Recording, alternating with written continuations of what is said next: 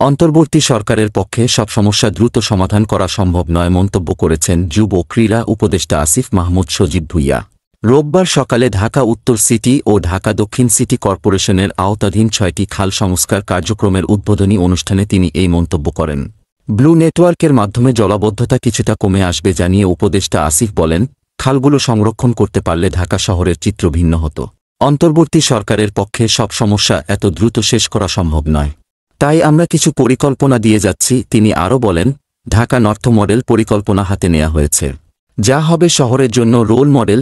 বর্ষার আগেই ৬টি খালের খনন কাজ শুরু হবে উল্লেখ করে বন ও পরিবেশ উপদেষ্টা সৈয়দা রিজওয়ানা হাসান বলেন, আগে সমন্বয়ের অভাব ছিল, তবে এখন আন্তঃমন্ত্রণালয় এক হয়ে কাজ করছে। কাজটা শেষ করতে সময় লাগবে, তবে আমরা শুরু করে দিচ্ছি। প্রকল্পের অধীনে নয়, কর্মসূচির মাধ্যমে কাজ শুরু হয়েছে জানিয়ে তিনি বলেন, খাল খনন কাজ শুরু হবে আগে, এরপর পুনরুদ্ধার করা হবে। পুনরুদ্ধারের সময় অনেক বাধা আসবে, তা সবাইকে মিলে রুখতে হবে। এ সময় গৃহায়ন ও গণপূর্ত উপদেষ্টা আদিলুর রহমান খান বলেন, দুর্নীতির মাধ্যমে দেশের অনেক ক্ষতি করা হয়েছে, তবে এখন থেকে আমরা তা পরিবর্তন করব।